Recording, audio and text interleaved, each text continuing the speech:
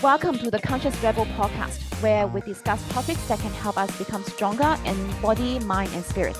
I am Lucy, your host. Today is the 2nd of January 2023, the very beginning of a new year. This episode is an astrology forecast of the year with astrologer Sara Ashely to help us get some idea of what may be coming and how we may better prepare. My biggest takeaway from this conversation is that I personally will be a lot more cautious and diligent in how I spend and invest my money.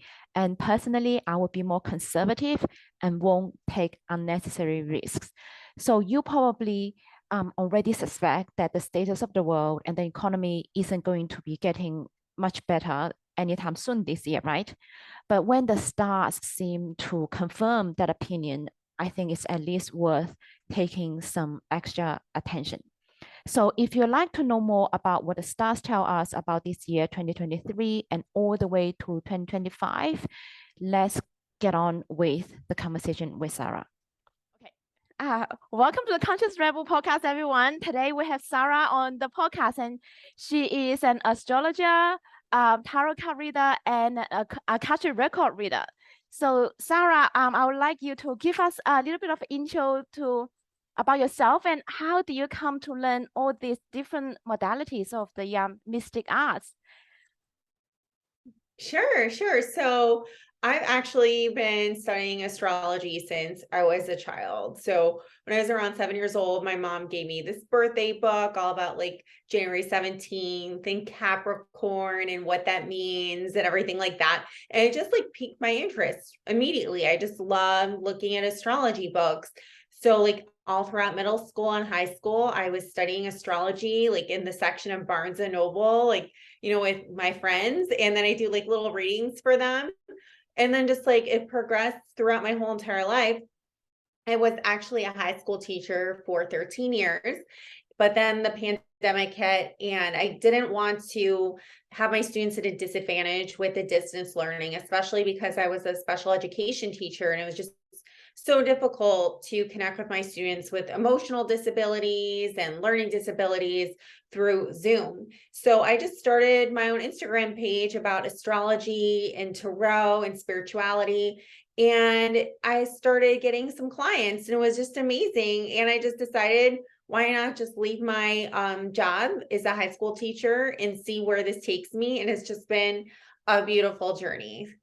Yes, and it seems like you and 3 other friends, right, started the Yeah. mystic arts. It's a school that Yeah. teach all this astrology, tarot, and elemental magic, that kind of things, right? Yes, exactly. So the summer of, I believe, 2021, 2021. Yeah. So yeah, summer 2021, I started communicating with Taylor on Instagram and we just became friends on Instagram. And he's a lifelong tarot reader. His mom actually, she created a deck called Tarot the Spirit with his grandmother. And we started doing like tarot collabs on Instagram and we just became friends. And then he was already friends with BA, and BA is a psychic intuitive manifester. So we just like all became friends. And then Ishmael came around too, and he started doing collabs with Ishmael about starseed cosmology. And then one day, I think it was last winter, so about a year ago, like I was driving my car because I remember it was like snowing outside. And Taylor and I were on the phone and he said, you teach astrology classes. I teach tarot classes. Maybe we should start a school. I'm like, okay. And then I just said, okay. And then he said to Ishmael, he's like, maybe you should start teaching starseed cosmology into a class. And Ishmael said, okay. And there you go. The Mystic Arts was born. So it was just as Yeah. easy as that. Like, when it's easy, when it flows, that's how it's meant to be.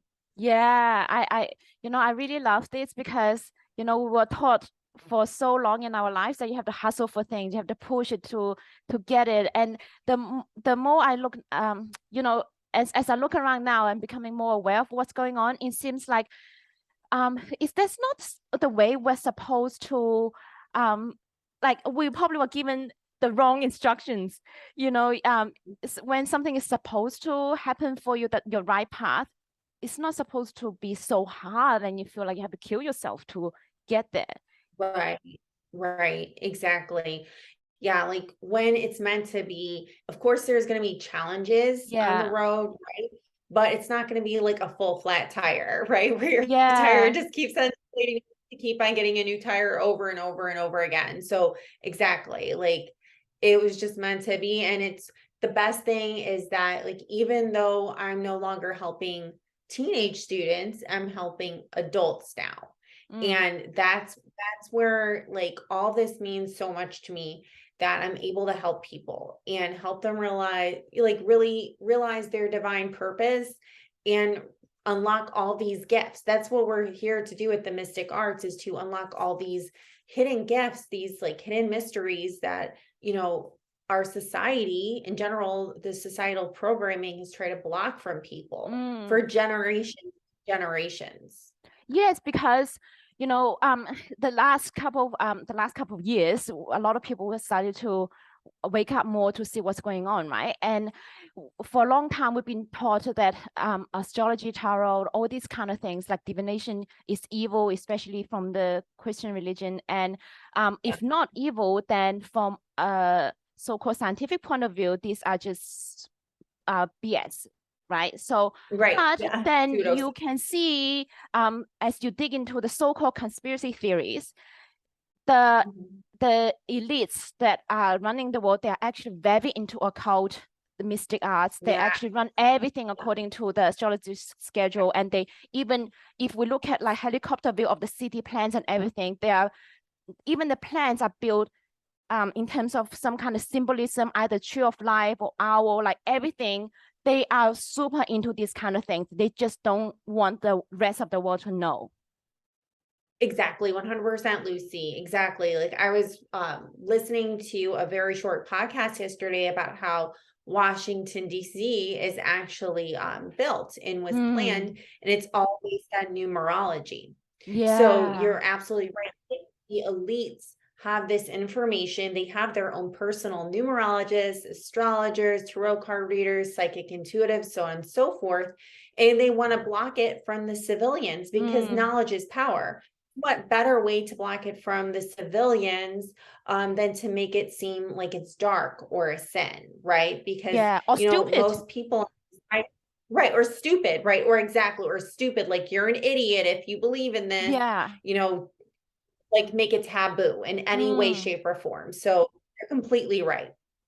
So, Sarah, how can like, just like like people like us, just living our everyday life, use, for example, astrology to say help us find our divine purpose, or make our help us flow more instead of like pedaling upstream, like Abraham Hicks says, like pedaling upstream, pedaling Yes, I upstream. love that.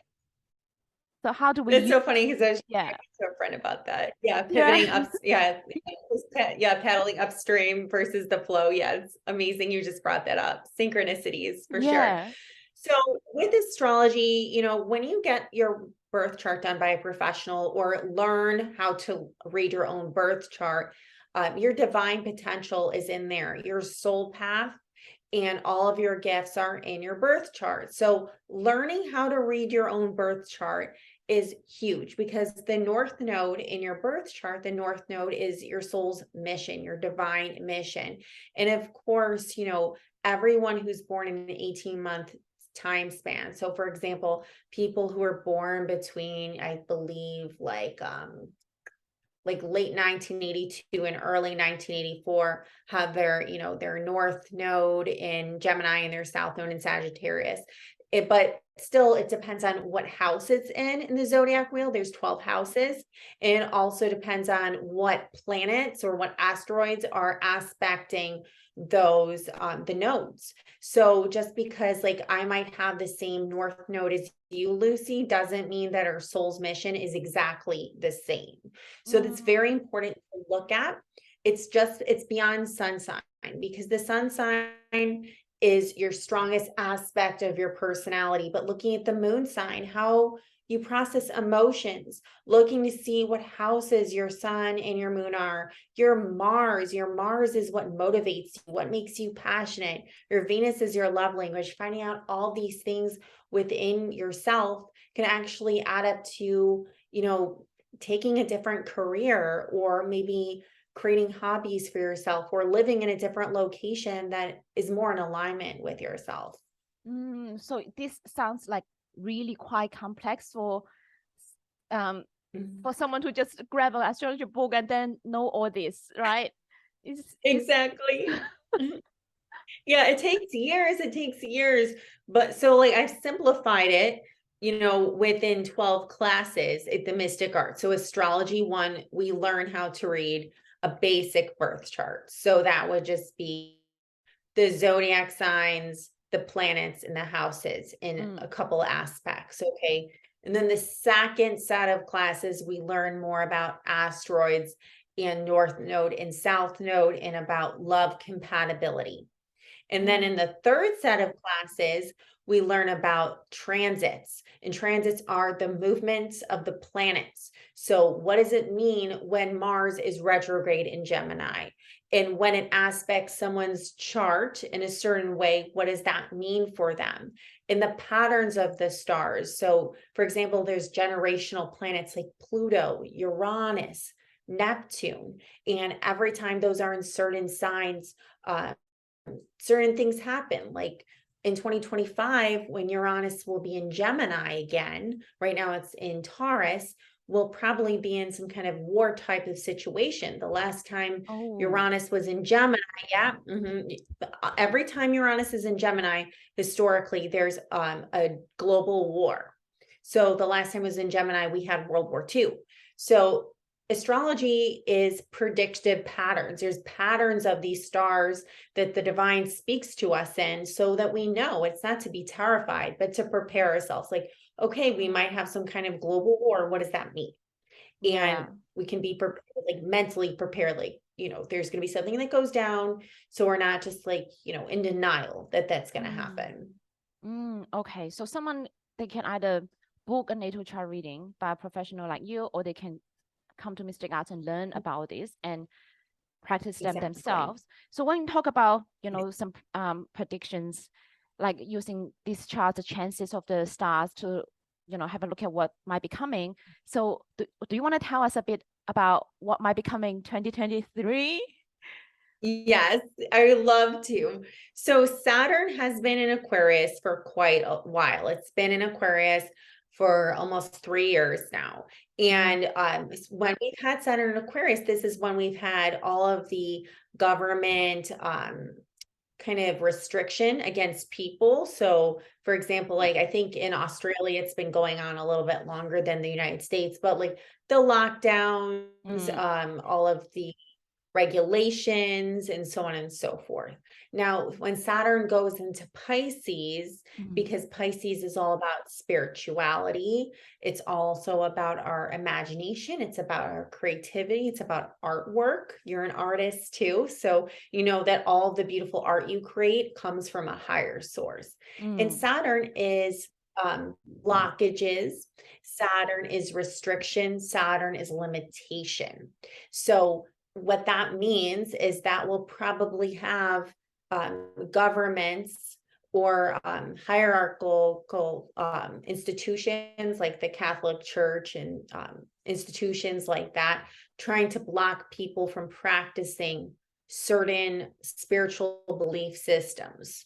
And I wouldn't be surprised, because a couple weeks ago, the Pope did come out against astrology in his Sunday sermon. So I wouldn't be surprised if that happens at all. So that will be around starting March 2023.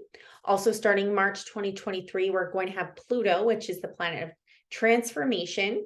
It's been in Capricorn since 2008. Okay. So 2008 is when a lot of the global markets start. Yeah. Pluto is could be in a certain sign for up to like 23, 24 years. So, it's been since 2008. So that's 15, 16 years already. My math is bad. Yeah, 15 years, 15 years. Yeah. So 15 years. So throughout, 2008 till now, like the government has been going through a lot of transformation, a lot of destruction. All the world governments have been put on blast, for lack of a better word, like the corruption. It's been exposed.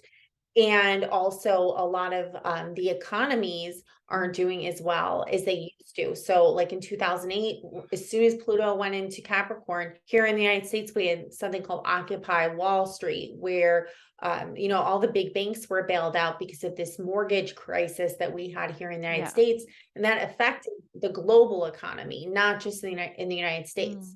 So there's a lot of bank bailouts, so on and so forth. So I believe when Pluto is in Aquarius, it's really going to shift things for the better.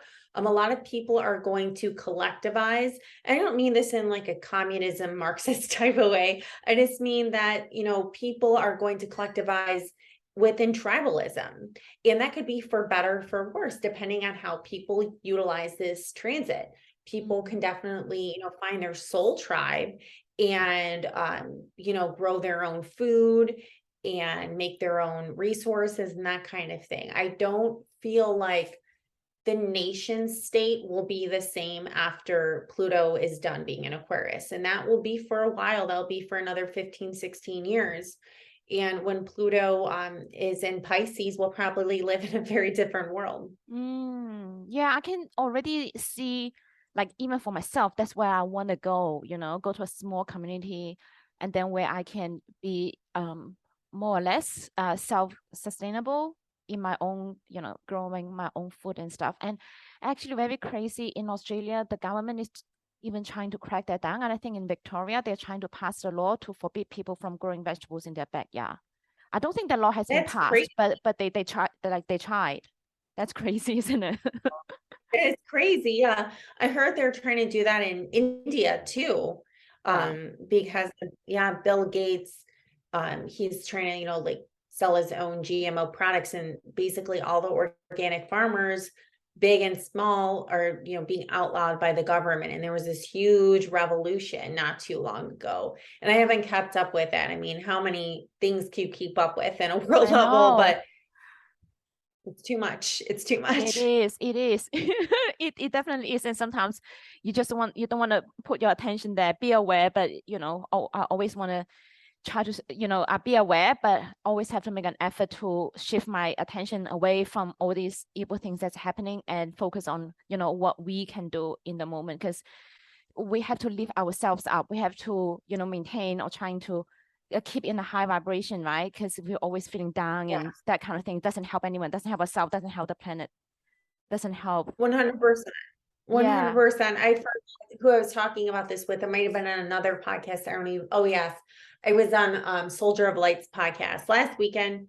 And I was talking about this, like, if we're constantly listening to the news or constantly, like, on YouTube looking up to see, like, what's going on with this corruption or these elitists doing this, it's like it does lower our vibrations, so we're not able to heal ourselves and heal the world. So we really have to be mindful of our consumption of information. Yeah, that's why I think one of the reasons, even though in all this censorship that's going on, they still allow us to talk about all these conspiracies or the reptilians and all that kind of thing. They still allow that to a certain degree because they want to keep us going down the rabbit hole and feel scared and powerless and all that kind of thing. I think that is why this has not been completely cracked down yet.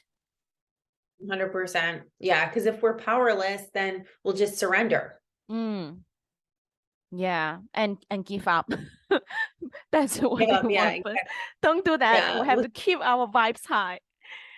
Exactly. Yeah. So just have fun. Like, I try to have fun on a daily basis, regardless of how I'm feeling that morning or what kind of crap is going on around me. It's like, okay, I'm just going to put on my good music and dance around and just have a good time, even if it's by myself. Yeah. So I want to ask you about, the transits next year so about the Saturn in Aquarius is gonna change to Pisces, and you mean then we'll probably see the restriction coming more to how the authorities restrict our spiritual practices. Is that what you mean? Yeah. Yeah. And I wouldn't be surprised if that happened. I don't want to scare people, but I could see some censorship around that, mm, and there's been little murmurs about that, like about tarot readings and astrologers and this and that on TikTok, on YouTube. So I don't know if that's going to be from tech. It mm. might just come more from, churches and religious institutions. So we'll see what happens. It'll be Yeah, and I think interesting. it can also be restricting on the other. What I mean is, even now I can see just restriction on even the traditional Christian like Christian religion. You can like Oh yeah. we can see even just on online, as well as in some people, some of my friends go to Christian schools, and you can even just people go to Christian school doesn't mean they're actually Christian, Yeah. because they are like really real Christians who actually believe in all that, and who just go for the sake of going there. And even Yeah. peer pressure and all that kind of things, we can see how the peer pressure, and even just on social media, people who like like more hardcore Christians, like more like talk about Jesus all the time, they have actually been ridiculed and all that too. Yeah. So it's like goes both ways.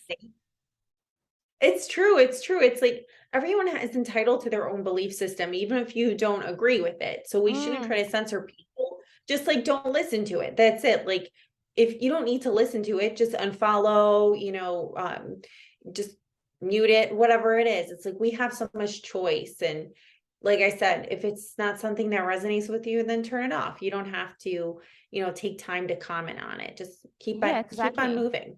Yeah, exactly. Mhm. So, and then we talk about the Pluto in Aquarius right now, like for the last 15 years. Yeah. Okay. So So Pluto's been in Capricorn. Yeah, oh, Pluto's okay. been in Capricorn. That's created like a lot of dissemination of governmental systems. We've seen that like the world governments aren't as strong as they used to be because, people have unearthed so much corruption. And Mm, that's a great thing. It's great because that needs to transform. Obviously, the way that the world works and the governments of the world, they're very flawed, they're very corrupt, and that's all been exposed. So I do feel like Pluto in Aquarius, and other astrologers have said this too, is ushering in that age of Aquarius, where it's more about love, it's more about innovation. But then, there's always a flip side to both, both sides of the story. Like, yeah, there's going to be more technology that's going to come around, and some yeah. of that's going to be restrictive, and a lot of tracking. But I think the other side of that is people are going to react to that by creating their own technology that's going to help heal the world as well. So it's like you can take this technology and use it for malefic purposes, or you can use it for purposes of helping in bringing people together in a really positive way. So we're just going to see like a lot of division over that. But I do believe that, of course, the light always wins, and people with malefic intentions, they can't sustain that for too long because someone always catches them, something always gets in the way, and the light always wins. The divine does not allow these systems to exist for too long. It's up to people to either co-sign onto them or not. So Mm, if it's not going to be beneficial, like even you see like right now in China, there's like a lot of protest about the zero COVID policies. And mm. I believe that's like foreshadowing about what we're going to see with Pluto and Aquarius. Okay. Well, you can see in China the surveillance technology is very advanced, and I kind of think what they're doing in China basically is like an experimental ground for what they can implement in the West, because what they're just testing not just the tech but also people's tolerance level and see how far they can Yeah. push it. And yeah, in Yeah. China basically it's quite insane what the social credit system Yeah. and what how the government can control you. So Yeah. anyway, Exactly. back to our chances next year. What else? What else can we expect and prepare Sure. for? So, yeah. So, Jupiter, which is our planet of expansion and blessings, Jupiter is always a good planet. It's going to move into the sign of Taurus, and Taurus is all about abundance and Money. stability. Yeah, money, exactly. Everybody loves that. And also it's going to help us with our natural resources too, because Taurus does represent natural organic resources. So I believe that's going to be around July that Jupiter will move into Taurus. So that's going to be great for the collective. I think, you know, we're going to have our economy move into a better state in general. And just people who are willing to put in some hard work, because Taurus is all about hard work, but it also likes to relax as well. So people who are into putting in some hard work are definitely going to see some rewards. Also, I feel like this might mean that like a new element is discovered, or perhaps people are going to work more with nature in order to find new abundance. So it could be people are going to find, you know, crystals or something of that nature to work with. So, you know, right now Jupiter is in Aries, and Aries is a cardinal fire sign. So a lot of people, if you haven't noticed, since this actually was this weekend that Jupiter went back into Aries again, people are very opinionated. People want to fight a little bit more, and they're activating their throat chakras a little bit more. Is kind of how we're doing on here. So I feel like, you know, once people are able to state what they want, move out of some toxic kind of relationships or patterns, then it's going to help them move into that stability, that Jupiter and Taurus, and put them in better patterns. So I'm looking forward to that. I think that's going to be really beneficial for the collective. Yeah, and maybe our investments can start climbing back up. I hope so. I really do. I really do. It's well, Uranus will still be in Taurus. That's the thing. And so Uranus is it's instability. It's instability, and it's going to be in Taurus, yeah, until 2025. Oh, So okay. So that may not be for a while. yeah, it might not be for a while, but I feel like we might have like a little blip, and people might find, you know, it kind of reminds me of, and I should have looked into this before I came on here, kind of reminds me of like the gold rush in California, you know, in the 1840s. That's what it reminds me of. Like, you know, we're found this resource. Now everyone's rich off of this resource. And then, oh, it's like, it's over very, very quickly. And now we have to move on to the next thing. And, you know, I would say 2023, invest wisely, invest for the future, especially since in 2025 we're going to have that Uranus in Gemini, which, you know, might bring some kind of war. Yeah, you mentioned that. So yeah, so definitely, you know, don't overspend. Just keep things you know, in solid investments. Don't make any risky investments in 2023 would be my best advice. Okay. Well, yeah, that's people don't make risky investments next year. This is an important advice to take. Yeah, I know, especially since I think the crypto just crashed, right? Yeah, I didn't have any investment in crypto. Yeah. Well, I had some, and they all went Oh crashing. no. Sorry. Oh my gosh, I'm so sorry to hear that. Yeah. It always scared me. It's like I'm a Capricorn, so I'm very traditional. And I was like, I don't understand this. I'm not doing it. Like, no, like I'm just gonna, it's simple. So it's not that I'm like, haha, I was just like, okay, like, you know, we have to do things that are tried and tested and true. And obviously that had a lot of flaws. More is gonna come out. Yeah, whereas I am, oh, I'm gonna try this, you know, I'm gonna try this, see how it is. So, well, I don't have everything in it, but then the parts that in it definitely are not doing so well. I'm sure. I'm glad you don't have everything in it, because some people did. A lot, especially a lot of celebrities, they gave like $150 million a piece to this guy. I'm like, I don't know if I feel bad for them necessarily, but it is a shame. It's a shame to lose that much money, Maybe you they know, have to somebody. maybe they have way more than that somewhere else. I don't know. Who knows? Who knows? Well, but then that is a shiny thing, right? You potentially can make so much. But then, you know, if I like just looking back, if I sold it at the top, but you know, that rarely happens, you know. Anyways, because it's always over. Yeah. Anyways. Yeah. So what else? Again, with the financial system. So on December 29th, Mercury will go into, retrograde in the sign of Capricorn. So Mercury's in Capricorn right now. Capricorn rules our institutions and it rules our government, and also it rules our financial system as well. So Mercury is our planet of communication. And when it's going to go retrograde, I do feel like there might be some more corruption unearthed about the government, our governmental systems. It could be that some people who were the most responsible for the pandemic and profited off of that, there might be some chaos surrounding them. Let's hope that they finally get justice. Yeah. Also, I do feel like, again, be very careful about what you invest in during this time, because I feel like inflation's died down a little bit, but I could see it going back up again for that little while, and it will be in Capricorn through February 11th, I believe. And then I did hear that next year, at the end of next year, Mercury will also retrograde in Capricorn again. So, these are all earth signs, which all have to do with finances.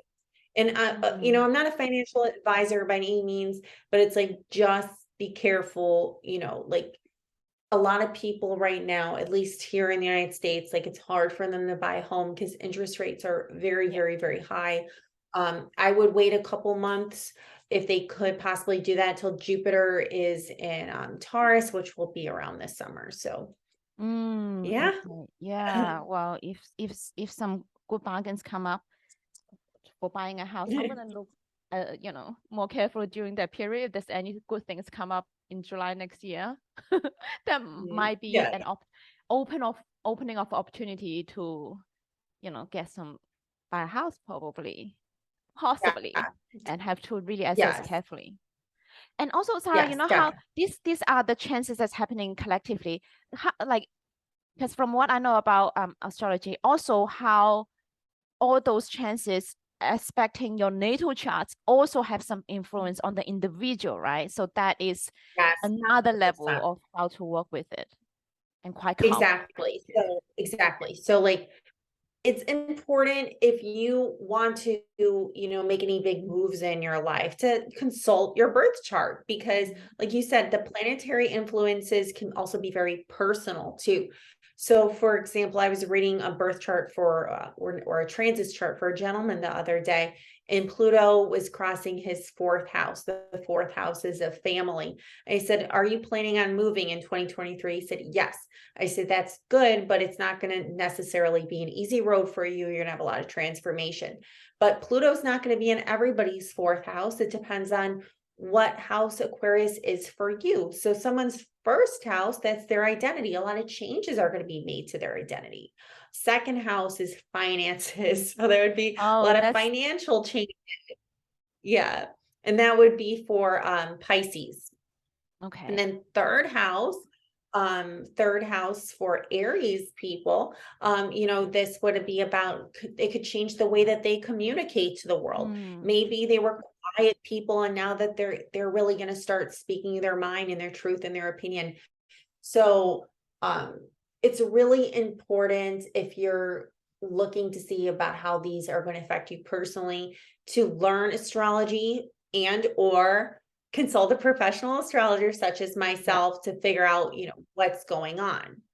So when you say, like, for this gentleman, Pluto is going into whatever his house, that means, so in his birth chart, you figure out where Pluto's in the sign of on his birth chart?